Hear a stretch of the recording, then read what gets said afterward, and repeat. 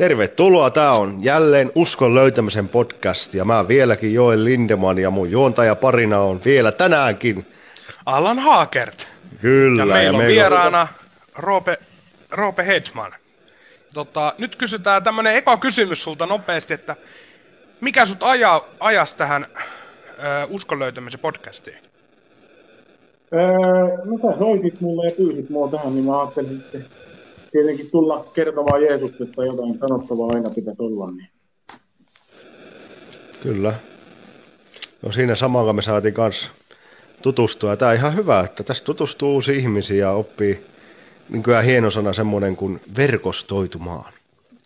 Mutta sä voisit lähteä kertoa siitä, että miksi sä oot Uskon löytämisen podcastissa, miksi sä haluat kertoa Jeesuksesta? No nyt laitat aika vaikea heti tähän alkuun. No tietenkin Raamattu kertoo näin, että jokaisen uskovan tulisi julistaa evankeliumia ja jotenkin on niin kuin Jumala laskenut sydämelle semmoisen niin kuin hädän ihmisten niin kuin sieluista ja tästä pahuudesta, mikä tässä maailmassa on. Ja sitten varsinkin, kun itse on ollut elämässä sitä ja tietää, että tämä maailma on tosi paha, niin jotenkin haluan sille auttaa ihmisiä ja kertoa evankeliumia eteenpäin, koska on ihmisiä, jotka ei oikeasti tiedä edes kuka Jeesus on. Kyllä. No lähde avaamaan tässä sun elämää ja alusta on hyvä aloittaa, niin kerro siitä lapsuudesta ja kuinka se lähti etenemään, niin me tästä sitten heitellään Allanin kanssa tarkentavia kysymyksiä ja niin kuin, ollaan tämmöisiä, että jutellaan, eikä meillä ei ole Allaninkaan mitään kysymyksiä valmiina, mutta tälleen. No, Turussa tietenkin varttunut ja nyt on 30-vuotias ja lapsuuteni kokonaan asunut täällä Turussa ja tämmöisessä lähiössä ja siellä on sitten ollut kaikki mahdollisuudet. Ja ihan normaali koti mulla oli, mustalaiskoti oli ja vanhemmat ja siellä sitten olin kova kulkemaan yksin ja kotona oli vähän semmoista vapaata, että sai mennä yksin ja tehdä mitä halusi. Ja mä olin joku 12, kun mä rupesin oikeasti kiertelemään niin kuin ihan yksin tuolla kaduilla ja aina on vähän ollut semmoinen selviytyjä. Ja no nyt sitä myöten sitten, kun on pyörinyt paljon joka paikassa, niin on nähnyt kaikenlaisia tilanteita ja lähdin semmoiselle omalle tielle niin sanotusti silloin nuoruudessa ja hakeuduin sitten tämmöisiin väärin kaveriporukkoihin, jossa ruvettiin harrastaa rikollisuutta ja siellä tietenkin sitten ensin, mistä se kaikki lähti, niin vähän kokeiltiin, että miltä alkoholi maistuu ja mitä se sitten on siinä. Ja semmoinen tietynlainen jännitys oli siinä se, mitä haettiin, ja sitten siitä tuli semmoinen vähän niin kuin semmoinen olo, että sai kuulua johonkin tiettyyn porukkaan, ja semmoista tunnetta sitten niin lähti etsimään, ja tietenkin sitten kun oli paljon niin kaikennäköisiä mahdollisuuksia, niin äkkiä ne väärät valinnat rupesi viemään, ensin se oli semmoisella niin lapsen tasolla ja tämmöistä lapsellista kokeilua ja sitten se lähti siitä pikkuhiljaa oikeasti vähän syvemmälle siihen, että sen jälkeen ei mennyt montaa vuotta sen alkoholin jälkeen, kun ruvettiin jo maistamaan sitten vähän, että kun asutaan isossa kaupungissa, niin täällä paljon on ollut huumeita sitten ja sitten lähdettiin maistaa jo kannabista ja sekin oli semmoista tietynlaista niin kuin jännityksen hakemista ja kaikki, se oli hienoa ja trendikästä, niin sitä lähdettiin sitten yhdessä toteuttaa ja näin pois. Kyllä. Mitenkä monilla meillä on käsitys, että kaikilla romaaneilla on hengellinen koti tai joku hengellinen tausta, niin oliko sulla kotona vai oliko se oliko Jumala kaukana vai mitenkä näyttelikö Jumala mitään osuutta silloin lapsuudessa? No ei oikeastaan, että kyllähän ainahan se hengellisyys tai tietty uskonnollisuus on kaaleitten perheessä kyllä mullakin vanhemmat oli ollut uskosta kuitenkin ja joskus, mutta silloin mun lapsuudessa niin mä en ainakaan muista, että elettiin uskoa niin todeksi tai oltiin uskossa. Kyllä tietenkin iltarukoukset ja näin, mutta ei niin varsinaisesti oltu semmoisessa elävässä uskossa.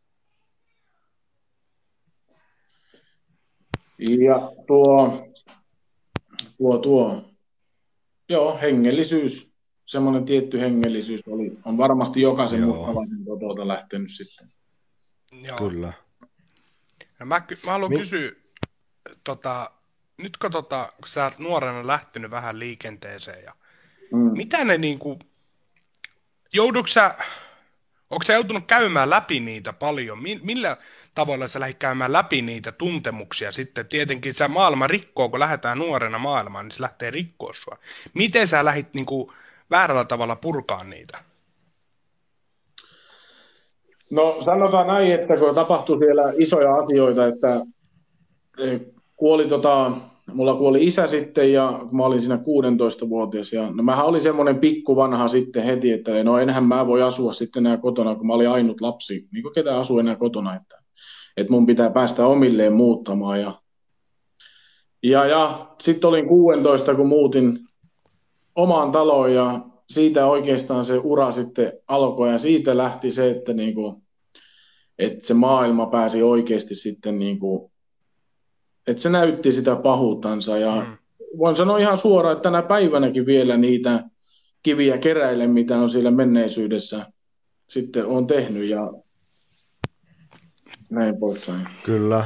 Ja haluaisin kysyä semmoisen, että kuinka se, kun sä niin nuorena lähdit tavallaan alkoholiin, ja niin onko sulla jotain semmoista esimerkkitilannetta, että kuinka se niin kuin meni siihen, että tavallaan, että se oli niin kuin ok, että niin nuori kaveri on tuolla, ja niin kuin semmoinen joku tilanne, että se nyt asia johti toiseen, ja sitten kuinka se paheni heti siihen, että mentiin huumemaailmaan. Ja mitä mä ymmärsin, niin siinä ei varmaan ole hirveätä niin kuin vuosieroa. Ei. Sitten. No oikeastaan se lähti silleen, että nyt kun mä muutin sitten omilleen ja tietenkin sitten se elanto ja kaikki piti hommata ja niin kuin mä sanoin aikaisemmin, että asuin lähiössä ja silloin kaikki mahdollista. Ja nyt siellä oli sitten tämmöisiä vähän aikuisempia ihmisiä, ketkä sitten teki kauppaa kaikkien, vaikka sen kannabiksen kanssa. Ja nyt sitten, ne halusi kuitenkin käyttää hyödyksi näitä nuoria, että ne möis vähän. Ja mä olin sitten siinä osallisena kanssa, että ne antoi vähän velaksi jotakin ja sitten tuli myytyä ja sitä kautta sitten sai rahaa ja että pystyi elättämään itsensä. Että vähän niin kuin semmoinen niin kuin selviytymisen takiakin osittain on lähtenyt niin kuin tuohon mukaan. Ja sitten kun sitä oli koko ajan tuossa niin sanotusti oli koko ajan käytettävissä, niin sitä itsekin käytti sitten. Että sillä myymisellä sitten, niin kun se meni jo loppujen lopuksi myymiseen, niin sillä sitten kustannettiin niitä omia tarpeita sitten, niin kuin ihan normaalitarpeita ja myös sitten niitä näitä huumejuttuja ja viinajuttuja. Niin, että periaatteessa sä oot 16-vuotiaana muuttanut omille ja siitä on jo lähtenyt se, että nyt pitää niin kuin ottaa isot kengät jalkaan ja lähteä hommaamaan. Ja sulle tuli varmasti väärä kuva jo, miten sitä hommataan ja miten tavalla sitä tehdään. No joo, kyllä, näin on, että se hommaaminen olisi voinut olla toisenlaistakin, mutta sitten ei ollut kuitenkaan ketään semmoista aikuista ihmistä, ketä oikeasti välitti sitten ja halusi, tietenkin oli näitä olalle taputtelijoita paljon siinä, mutta sitten ei oikeasti ollut semmoista, kuka oikeasti välitti. Ja olisi ottanut jo tuossa vaiheessa kiinni, että hei, että kuule, että tämä poika touhua tämmöisiä. Että... Kyllä. Oliko sulla sitten semmoista hetkeäkään illasta, että hei, että tämä ei ole tämmöistä, tämä ei ole normaali elämää, tai että oliko mitään semmoista pysähdystilannetta, vai koveniko vauhti vaan, vai kuinka se meni siitä? No sitten se vauhti koveni siitä ja lähdettiin oikeasti sitten sinne maailmaan ja kovasti rupesin käyttää silloin päihteitä ihan päivittäin ja kaikenlaisia tabletteja ja viinaa ja ihan laidasta laitaan. Ja no sitten tietenkin, kun tuli tämmöiseksi riippuvaiseksi sitten, että piti saada päihteitä, niin sitten monesti ne tilanteet ajoi siihen, että ruvettiin sitten jo tekemään ihan niin kuin oikeasti rikoksia, että selvittiin siitä päivästä ja sitten se meni loppujen lopuksi siihen sitten, että joka päivä eli niin kuin täysin rikollista elämää, että ei ollut päivääkään varmaan semmoista, että olisi elänyt niin kuin normaali elämää ja jossain kohtaa sitten niin kuin lähti jo, niin kuin sitten, että ei enää ollut omalla talollakaan väliä ja painelit siellä täällä ihan missä sattuu. Eli maailma rupesi viemään todella kovaa. Niin, kyllä se vei. Ja voin sanoa ihan suoraan, että ei se sääli ketään. Kyllä. Ja sitten tietenkin, kun oli ollut tämmöisessä rikollismaailmassa ja sitten tietenkin tuli poliisien kanssakin oltua tekemisissä, niin pikkuhiljaa ne kasas mulle tämmöisiä sitten näitä rikoksia, mitä mä olin tehnyt. Ja ensin jouduin sitten, mä olin 20-vuotias jo, jouduin ensimmäisen kerran kiinni ja olin 3 kuukautta siellä ja oli sen takia, minkä takia vangittiin, niin oli jatkamisvaara, että kun eli niin siinä rikosmyönteisessä elämässä, että jatkuvasti teki rikoksia, niin ne katkaisi sen rikoskierteen ja 3 kuukautta olin kiinni sitten ja pääsin pois ja jotenkin sitten niinku siitä sai vähän nuorena miehenä semmoista niinku kovan miehen mainetta ja semmoista ponttakin vähän, että no nythän tämä vasta alkaa tämä ura, että ei toi linna ollut mikään. Ja siellä oli oikeasti se ei niinku ollut silloin mitään, koska se oli niin lyhyt aika. Ja sitten kerkesi olemaan 1,5 kuukautta siviilissä ja sitten uudelleen vangittiin. Ja sitten mä olinkin jo päälle 2 vuotta niistä rikoksista kiinni, mitä mä olin tehnyt sitten sillä aikaa. Kyllä. No se on, kun tulee tommonen, niin mitenkä oliko semmosia niin kuin, oliko näissä missään vaiheessa ihmisiä, jotka niin kuin pysäytti sua hengellisesti? Vai oliko se tavallaan niin kuin itse suljiko se pois niiltä vai mitenkä se semmoinen hengellinen puoli noina aikoina, kun meni kovaa? No kyllä mä sanon niin kuin näin silti, tiiäksä, että nämä tuomiot, mitä mulla on ollut, niin ne on ollut ihan pelkästään Jumalan varjelusta. Vaikka tuntuu, niin kuin, jostain voi niin kuin tuntua tyhmältä, että mä sanon, että ne on ollut Jumalan armo, mutta mun kohdalla ne on näin ollut. Ja siellä on sitten päästy pysähtyä miettimään asioita. Ja monta kertaa on niin kuin aikaisemmin tehnytkin uskon ratkaisun, mutta se, että onko se ollut niin todellista antautumista, niin se on sitten taas toinen juttu. Että... No, jos mä veän jo sinne päin vähän, että me ollaan tässä nyt, sä oot 20 ikäinen, sä oot ollut jo linnassa ja sitten oli se pari vuotta. Missä kohtaa sun elämä kohtaa sä rupeat miettimään, että mikä tämä elämän tarkoitus on? Onko tämä rikollisuus vai? No sanotaan näin, että nyt kun mä pääsin sitten niin siltä ensimmäiseltä tuomiolta pois ja muutin ihan normaaliolosuhteihin ja sitten kaveri tuli siihen rinnalle ja silloin jo vaikka eli sitten sitä jo kotielämää normaalisti, niin siinä tuli justi alkoi menee pikkuhiljaa sinne vanhaan takaisin, että rupesi tekemään sitten vähän kauppaa ja hatsailee hatsipaa tai kukkaa ja sitten se pikkuhiljaa meni siitä. Kaikki tilanne johti toiseen ja loppujen lopuksi jo mä kuljinkin päivittäin ihan niin kuin tuolla. Olin taas niin syvällä sillä rikollismaailmassa. Nyt kun oli tullut ikää, niin se ei ollut enää niin semmoista, semmoista lapsellista, että nyt oli tullut jo aseet kuvioihin ja se meni pikkuhiljaa syvemmälle. Ja sitten kun sä olit ollut siellä vankilasta, niin ne mahdollisti enemmän vaan asioita. Että sä tutustuit siellä semmoisiin ihmisiin, että sulla oli niin kaikki mahdollista. Ja nyt sitten tuli se semmoinen päivä, kun oli se homma mennyt tarpeeksi syvälle ja tuun baarista kotia ja kovassa humala ja muutenkin sekavassa olotilassa ja sitten se ase taskussa ja sitten jotenkin sieluvihollinen käyttikin semmoista tai tuli semmoinen tilanne, että sitä joutui oikeasti konkreettisesti käyttämään sitä asetta. Et aluksi se oli vaan sen takia mukana, kun se oli semmoinen niin hieno juttu, että kaikilla kavereillakin on, niin pitää mullakin olla. Mutta sitten se niin oikeasti niin konkretisoitu, että sitä joutui käyttämään sitten. Ja haluan sanoa vielä tähän väliin sen, että jos täällä on kavereita, ketkä on ruvennut semmoista harrastamaan, että kantaa sitä mukana sen takia, kun se on vaan hienoa tai kivaa, niin se on kaikkea muuta kuin sitä, että sitä joutuu oikeasti. Sieluvihollinen asettaa sut semmoiseen ansaan, että sä tuut käyttämään sitä jonakin päivänä. Ja mulla se reissu kesti 4 vuotta, nyt tämä viimeisin vankilareissu, että olin linnassa 4 vuotta ja näin poispäin. Kyllä. Tämä on hyvä, että me saatiin sinut tänne uskon löytämiseen podcastiin, kun tämä menee eteenpäin, niin sä voit olla ex-criminalsissakin vielä. Mutta näin sen nähdään, että se menee siihen. No kuinka sitten, että sä pääsit siitä viimeiseltä tuomiolta pois, niin kuinka sitten?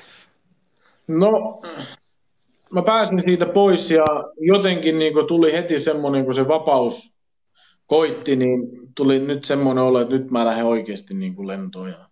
Mä olin kerennyt sitten sen tuomioaikana niin kuin hommaamaan rahaa jonkun verran ja oli niin kuin muuten kaikki asiat kunnossa. Oli niin kuin talo kunnossa ja rahaa taskussa ja hienot autot alla. Ja no sitten pikkuhiljaa se lähti siihen, että taas rupesi tulemaan semmoinen niin kuin sitä aseen kantamista ja näin poispäin. Ja huomasin sen oikeasti, että se lähti taas sinne syvemmälle siihen niin kuin rikollismaailmaan. Ja alkuun kaikki oli semmoisia hienoja kuvia, että joo, että sä oot ihan normaali kaveri, sä teet kauppaa, autokauppaa.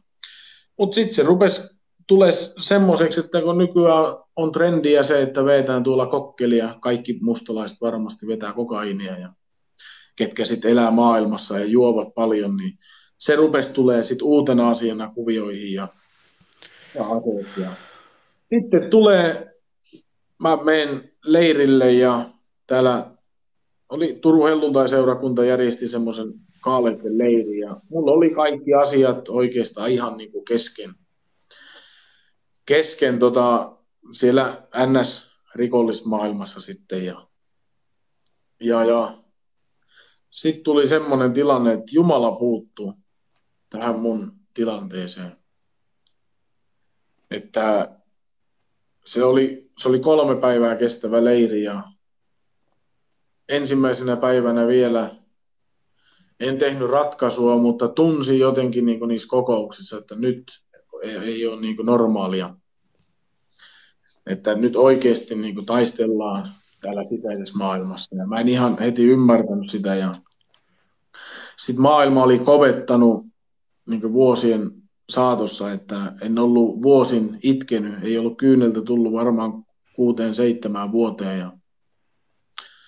Ja jotenkin niin kuin huomasin siinä, että nyt on Roope, että nyt on vakavasta asiasta kysymys. Että on pala kurkussa ja koet niin kuin kovaa taistelua ja niin kuin 2 ääntä taistelee toisistaan. Toinen on se totuuden ääni ja toinen on sitten se, kuka valehtelee sulle koko ajan. Joo. Ja ensimmäisenä päivänä sitten tehnyt ratkaisua siellä kuitenkaan. Tuli seuraava päivä ja vähän oli kerkenyt jo laantua sitten se tilanne ja sitten on siinä yhdessä tilaisuudessa ja jotenkin niin kuin taas Pyhä Henki nyt jälkeenpäin sitten ymmärtää, että se oli Pyhä Henki ja Jumalan ääni, joka Jumala kutsui mua. Ja siinä meni oikeasti niin kuin silleen, että mä olin jotenkin ihan voimaton ja halusin niin kuin antautua siihen ja se taakka, mikä oli jo tullut niin raskaaksi, niin kuin, että mä en enää niin kuin pystynyt sitä vaan yksinkertaisesti kantamaan. Ja siellä oli tämmöinen tilaisuus sitten, missä mies sanoo siellä mikin takana, että täällä on mieshenkilö, jonka elämässä tulee tapahtua jotain ikävää asiaa, että jos ei nyt antaudu niin kuin Jumalan kutsulle. Ja kyllä mä heti siinä kohtaa, kun mä tiesin, että nyt on niin kuin Roope, että tämä on sulle tarkoitettu. Ja koin sen niin kuin heti siinä, että näin on. Mutta kuitenkin sitten lähdin vielä siitä pois siitä tilanteesta ja rukoilin Jumalaa, että Jumala, että jos tämä on mulle tämä sanoma, niin mä haluan siitä selvän merkin, että mä oon sen verran tyhmä kaveri, että en mä ymmärrä. Ja tietenkin sitten semmoista epäuskoakin oli vähän siinä ja näin poispäin.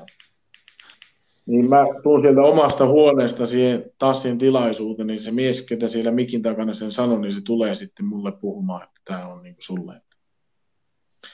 Ja siinä kokouksessa mä sain antaa elämäni Jeesukselle ja sain kokea semmoisen täydellisen vapauden ja kuinka se synnin taakka, että sen sai täysin luovuttaa Jeesukselle. Joo. Ja tuli semmoinen täydellinen murtuminen siinä hetkessä. Mä en ollut 7 vuoteen itkenyt. Joo. Niin jotenkin se, että kun Jumala vapautti ja sai oikeasti uudesti syntyä, niin se oli jotain semmoista, että ei sitä pysty sanoin kuvaamaan. Ja sen jälkeen oikeastaan näihin päiviin saakka on saanut elää semmoisessa totuudessa, mitä mä en koskaan en ole elänyt tämmöisessä oikeasti totuudessa ja yrittänyt rehellisesti kaikki asiat ja ollut semmoinen tosi pikkutarkkakin asioille. Ja tänä päivänä saan olla uskossa ja täysin vapaa. Kyllä. No kuinka nyt kun sä uskoon tulit ja elämässä tietenkin varmaan oli paljon asioita näin, mutta mitenkä ne käytännössä alkoi menemään tavallaan, että nyt kun mä oon ymmärtänyt, niin siellä oli paljon asioita, mikä ei ollut oikein yhteiskunnan ja Jumalan kanssa, niin kuinka ne asiat sitten alkoi järjestyä uskontukon myötä? Vai oliko ne kaikki vaan sille, että no sormia napsauttamalla? Joo, yhtäkkiä. Ei vaan, mulla rupesi tulee silleen, että yksi asia kerrallaan ja tietenkin mä halusin sitten irti siitä mä olin semmoisessa vähän rikollisessa toiminnassa mukana, mikä ei ollut oikein. Ja siitä sitten tietenkin tuli semmoinen halu irtaantua.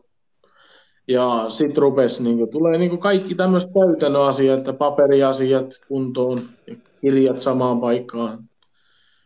Ja näin poispäin, että pikkuhiljaa sitä on lähdetty luopumaan asioista, mutta ei vieläkään ole, on todella paljon työtä Jumalalla. Että. Kyllä. Me ollaan koko ajan siinä työkalupakilla. Niin. Onneksi Jumala on luvannut viedä työnsä päätökseen. Kuinka sä lähdit seurakuntaan ja miten sä huomasit seurakunnan tärkeyden? No nyt sitten kun mä tulin uskoon ja näin ja rupesin käymään seurakunnissa. Mä kävin alkuun paljon eri paikoissa ja sitten mä rupesin käymään tuolla Auran helluntai-seurakunnassa, siellä oli tämmöisiä nuorten iltoja ja jotenkin sitten Jumala kohtasi siellä aina erityisellä tavalla. Ja rukoilin Jumalaa, että mikä on se oikea paikka, niin osoita mulle se. Ja sitten sinne oli helppo mennä ja on vieläkin tietenkin. Ja se tuntui niin kuin kotiin olisi mennyt ja sitten on tähän saakka nyt käynyt siellä ja tietenkin muissakin, mutta sinne nyt siunataan sitten ja viime kuussa kävin Kasteella ja vielä ei ole seurakuntaa siunattu, kun meidän yksi vanhemmista on nyt lomalla, niin sitä ootellessa. Mitä se kaste tarkoitti, kun sä menit siihen? No, se on yksi uskon askelista, johon alkuun mä en halunnut sen takia mennä kastelle, koska mä en oikeasti ymmärtänyt, mitä se on. En mä tiedä, ymmärränkö mä nyt vieläkään, mutta mä jotenkin luin Raamatusta kuitenkin sitten, että mitä se tarkoittaa. Ja se on semmoinen, se oli tosi hieno, voi sanoa näinkin, että se oli kokemus myöskin, että mikä tapahtuu kerran elämässä. Ja jotenkin se oli semmoinen erilainen rikkaus, mitä tulee hengen maailmasta. Ne ei ole maallisia rikkauksia ja on oikeasti semmoista todellista elämää. Kyllä. Ja niin se on. On se. Kyllä Ei tämä, sen jälkeen ei ole helppoa kyllä ollut, täytyy se myöntää, että on vaikeudet kyllä alkanut, mutta ei yksin kuitenkaan tarvitse olla niiden vaikeuksien kanssa. se on pääasia, Roope. Meillä on yksi. Ja Kyllä. ajattele oikeasti, miten hieno asia se on, että oot sä missä vaan, milloin vaan, niin sulla on aina Jeesus siinä vierellä, kenen kanssa sä pystyt jakamaan asioita ihan Joo. niin, kuin, niin todellisesti vaan kuin voi olla. Että. Kyllä. Miten kuinka sä huomasit muutoksia niin kuin omassa itsessä, että mä voin kuvitella, kun elää tuommoista rikollista elämää, niin siinä varmaan tuli semmoinen rooli, tai semmoinen, että ei uskaltanut näyttää kaikille, niin onko nyt niin kuin huomannut semmoisen eron niin kuin itsessä? Tai onko sulle sanottu, että hei, että sä et nyt aivan erilainen? No onhan tietenkin niin kuin on valtava muutos tapahtunut, että esimerkiksi mä heitän roskan autoikkunasta ulos, niin mulle voi tulla paha mieli siitä, mikä oli ennen niin kuin täysin, niin kuin, että no, ei mua kiinnostanut niin kuin pätkääkään vertaa vielä isommatkaan asiat. Tällä lailla niin kuin itse olen huomannut semmoisia muutoksia ja mitä se pyhä henki on saanut aikaan. Ja kyllä mulle on ihmisetkin sanonut, että on niin kuin muutos tapahtunut ja pystyy sen itsekin niin kuin huomaamaan. En mä nyt sano, että mikään pyhä on, mutta kyllä niin kuin pyhä henki mussa asuu ja se saa aikaan muutosta. Että en mä itsessään pysty mitään muutosta tekemään. Että. Kyllä. Onko sä huomannut, Roope, niin kuin itselläkin me ollaan tullut samaan aikaan uskoa, että se arvostus muita ihmisiä kohtaan, niin onko sä huomannut siinä? No kyllä mä oon aina ollut silti niin semmoinen, että mä oon niin ollut ihan jalat maan tasalla semmoisella ruohonjuuritasolla, että en mä ollut mikään ylimielinen. Koska ei mulla ole koskaan ollut aihetta semmoiseen. Että mä oon ollut aina semmoinen vähän nöyrä ja näinpä kunnioittanut kaikkia. Mutta kyllä nyt tietenkin enemmän on varmasti sitten silläkin alueella päässyt Jumala tekemään työtänsä. Että. Kyllä. Tämä tuli hyvä kysymys, että nyt kun sä tulit uskoon ja oli vääryydellä hankittua tavaraa, mikä ei ole niin sanottua rehellistä, niin kuinka se, hävisikö ne tavarat vai pitikö ne itse laittaa pois vai kuinka niin kuin nämä tapahtuu? Onko vähän onko tiukka kysymys? Ei oikeastaan. Tämä oli hyvä kysymys ja mulla oikeastaan oli silleen, että mulla ei paljon ollut, mutta vähän oli vääryydellä hankittua tavaraa, niin se meni kyllä sinne, minne se kuuluu. Että se ei ollut niin sanotusti vääryydellä hankittu, että se oli ihan kaupanteolla tehty, mutta siitä ei ollut veroja maksettu ja loppujen lopuksi se luovutettiin sitten yhteiskunnalle, ei omasta halusta, mutta virkavallan toimesta. Ja jotenkin siltä osinkin sitten mä tein autokauppaa silloin vielä, vaikka mä olin tehnyt uskonratkaisun sitten, niin Jumala alkoi siitä puhumaan, että tämä ei ole Roope oikein. Ja jotenkin sitten, kun rupesi palvelemaan seurakunnasta sillä omalla paikalla, minkä Jumala sitten on osoittanut, niin jotenkin sitten vielä enemmän piti Jumala alkoi puhua siitä, että Roope, että sä kierrät veroja tässä ja kun sä myyt autoliikkeisiin autoja, niin ne väärentää niitä kuitteja ja sitten kun ne maksaa tilille autot, niin sitten niitä laitellaan 10 eri tileille, niin ei se ole uskovaisen ihmisen elämää ja toimintaa. Että tämmöistä ihan perusasioita. Jos mä, Roope, kysyn sulta vähän semmoisen henkilökohtaisen kysymyksen tässä, että nyt kun sä oot tehnyt kauppaa ja näin ja on ollut sitä rahaa, niin mitä sen jälkeen, nyt kun sä niin sanotusti luovutit kaikki nuo väärällä tehty, että ei tehdä enää tolla tavalla kauppaa, niin miten se näkyy sun elämässä? No, en mä tiedä, että köyhä on ollut fyysisesti ja tässä maailman näkökulmasta, mutta se, että Jumala on kyllä pitänyt huolen, niin kuin se on sanassaan luvannut. Ja toinen asia vielä sitten se, että että se elämä on ollut paljon rikkaampaa hengellisesti ja Jumala on antanut jotain semmoista, mikä ei ole rahalla korvattavissa. Kyllä, ja sitten se on monikin niin kuin kuulee sanottava, että kyllähän nyt pitää hommata leipä pöytään. Mutta sitten justiin tämä on hyvä kuulla, että se ei aina ole keinoja kaihtamatta. Ja se on todellista Jumalan puhetta, kun Jumala lähtee puhumaan, että ei näin. Ja sitten siihen tulee semmoinen vaihtoehto kuin töihin meneminen tai firman laittaminen. Ja Se on. Jos vielä saadaan nyt, Roope, vähän, me ollaan jutellut tässä ja tiedän näistä, jutellaan paljon Roopen kanssa puhelimessa ja Joelikin oltiin yhdessä puhelussa. No sitten kun niin sanotaan, että no mä unohdan kaikki tavarat ja mä unohdan kaikki kaupanteet, että no ei kukaan pidä musta huolen. Niin mä oon kuullut, että sulla on ollut semmoinen kokemus, että joku piti susta huolen. On mulla ollut paljon huomannut semmoisia oikeasti Jumalan huolenpitoa ja mä voin nyt tämmöisen esimerkin sitten ottaa, että mä tulin yhtenä päivänä kotia sitten ja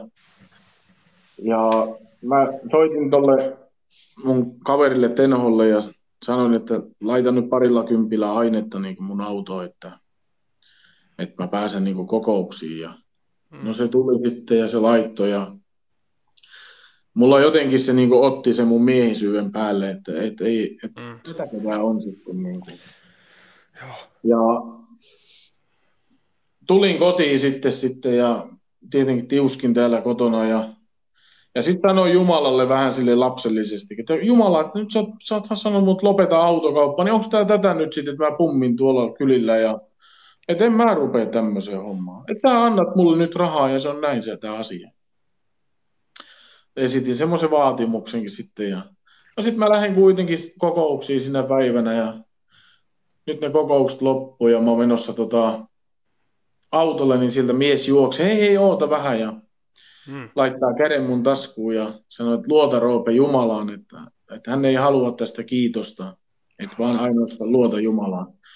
Ja kun mä lähdin sitten pois sieltä, niin mä katsoin sinne taskuun, niin se oli laittanut 100 euroa sinne ja jotenkin siinä kohtaa herkistyi, että miten todellinen Jumala on ja se voi oikeasti semmoisia täsmäihmeitäkin tekemään ja se kuulee kaikki sun rukoukset ja sitten haluan sanoa näin, että itse en ole pystynyt semmoista kuuliaisuutta noudattamaan, mutta jos Jumala kehottaa jostain asiasta luopumaan, niin kannattaa luopua. Se ei jätä tyhjäksi ja se ei jää velkaa, vaan loppujen lopuksi sä mietit sitten, että oliko näinkin turha asia oli mun ja Jumalan välisen suhteen edessä, että kannattaa olla kuuliainen ja Jumala kyllä palkitsee sen.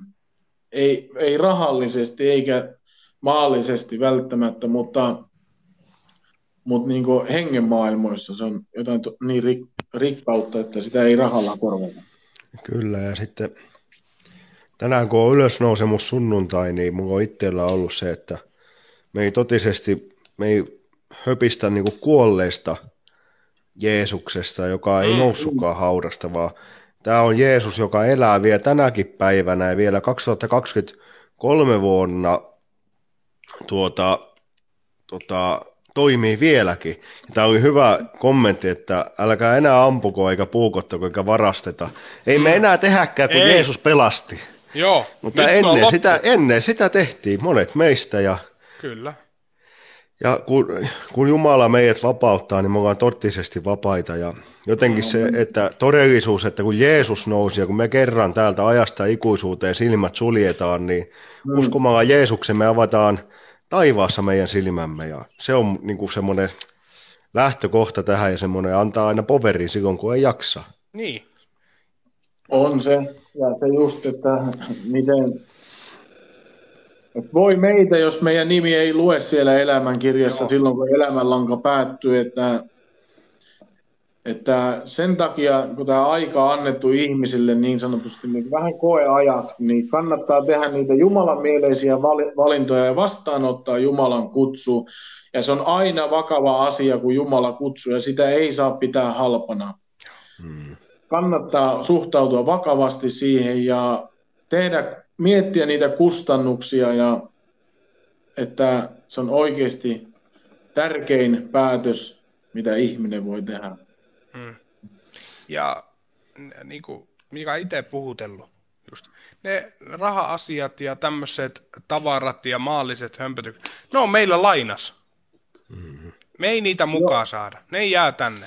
Ja se on jotenkin, mä oon huomannut sen, että nykynuorilla tosi paljon niin kuin perustuu se oma identiteetti niin kuin siihen, että minkä merkkinen kello sulla on tai minkä merkkiset vaatteet sulla on ja että missä käyt syömässä, että mistä paikasta laitat kuva mediaan, että huomasiko semmoista, että niin kuin nyt kun se tuli tuskoon, niin lähtikö semmoinen niin kuin tietty pinnallisuus, mikä kaikissa meissä on, kun me ollaan romanina rikkinäisiä, sitten elämä on lyönyt meidän rikki, ja sitten kun me tullaan uskoon, niin me aletaan eheytymään, niin huomasitko sä semmoista niin kuin hyvän itsetunnon niin kuin saamista, että se ei olekaan enää riippuvainen mistään muusta, vaan että sä riität tällaisena?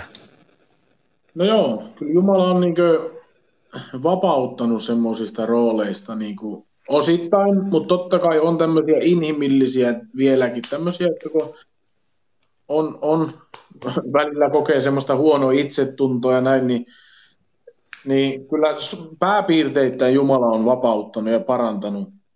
Ja niin se vapaus tarkoittaa niin myös sitäkin, että se itsetunto on vapaa ja semmoinen Kristuksesta tulee semmoinen niin kuin tietynlainen määrätietoisuus ja kun se oma tunto puhdistuu, niin sä pystyt sitä kautta olemaan täysin vapaa ja sä et koe semmoista häpeää, koska sulle ei ole mitään salattavaa, niin sitä kautta se itsetuntokin sitten niin kuin oikeasti kohenee. Kyllä. Ja mä haluaisin niin kuin jonkun semmoisen konkreettisen niin kuin esimerkin, että nyt jos miettii sitä, mitä mä en ymmärtänyt, niin sulla oli varmaan aika hyviäkin autoja, niin voit antaa niin kuin esimerkin, että millainen auto oli ja millainen auto on vaikka nyt. No ei mulla koskaan ollut mitään erikoisia autoja. Joo. Ne on aina ollut sitten muiden omia, niin, mutta on saanut ajella niillä, niin kyllä tietenkin on niin semmoinen omalainen vaikutus ollut, mutta ei tänä päivänä enää. Että jotenkin ymmärtää sen todellisuuden myöskin, että ei ihmistä ole niin tarkoitettu, että tässä on paljon jotain niin paljon syvempää kuin mikä auto tai oikeasti se elämän tarkoitus on niin muuttunut. Että ei ole enää niitä pinnallisia asioita ollut. Et nyt mä ajan muutaman sataisen autolla ja se riittää ihan kun pääsee paikasta A paikkaan B. Aamen. Roope, mutta olen ymmärtänyt, että on ollut aika tuoreita autoja, jos näin sanotaan, että monesti se voi ihmisistä ajatella, että ei hyvänä aika, että tuokin ajo nyt viime vuoden Mersulla ja nyt sillä on tuollainen auto. Mutta silti itse on sisäisesti vielä rikkaampi kuin siinä komiassa autossa. Joo, kyllä. Ei tätä rikkautta voi verrata autoihin tai rahatilanteeseen. Tämä on semmoista todellista elämää, mikä ei perustu mihinkään materiaaliin, vaan se perustuu elävään suhteeseen Jumalan kanssa. Ja Jumala on se, tänä päivänä se meidän niin kuin kerskauksen niin kuin aihe, että siitä meidän tulee sitä kehua, ei itteensä ja oma kunnia jättää täysin sivuun ja koroittaa Jeesuksen nimeä, niin siinä on elämää, mikä on todellista. Ei autot, eikä aseet, eikä raha, eikä valta. Se on just näin. Ilo herras meidän väkevyytemme. Näin se on. Kyllä. Oliko tuo hyvä vastaus? Tämähän on ollut huippu niinku podcast. Tämä on hyvä. Nyt me ollaan keskusteltu eikä vaan esitetty kysymyksiä. Niin. Jos vielä saa vähän tuoda sitä, että Roope ja Litmanen oli just käymässä eilen mun kotona ja me oltiin maallisia miehiä tämän Roopen kanssa semmoinen vuosi sitten. Niin meillä oli eri suunnitelma. Muistatko aina juteltiin, että no kun sä pääset siitä pannastakin pois, niin lähdetään vähän maistelee ja mennään tuolla noin. Niin nyt on hieno nähdä, että on eri asiat meillä, että ei ole se perusviinapullo, että nyt ollaan tässä yhdessä ja jutellaan Jeesuksesta. Niin, ja haluan tietenkin niin kuin sen sitten vielä sanoa, että vaikka muutos on tapahtunut, mutta ei ihan tavallisia ihmisiä, että ei me mitään yli-ihmisiä olla. Että ei onneksi. Ainoastaan Jumalan voima saa aikaiseksi meitä hyvää, ja ei meidän omat teot, ne ei välttämättä ole aina mitään hyviä, mutta evankeliumin muuttava voima on se, mihin niin kuin... Niin, me ollaan ihmisiä. Kyllä. On. Ja kompastutaan välillä ja sieltä noustaan ylös sitten, ja näitä sattuu kaikille. Kyllä.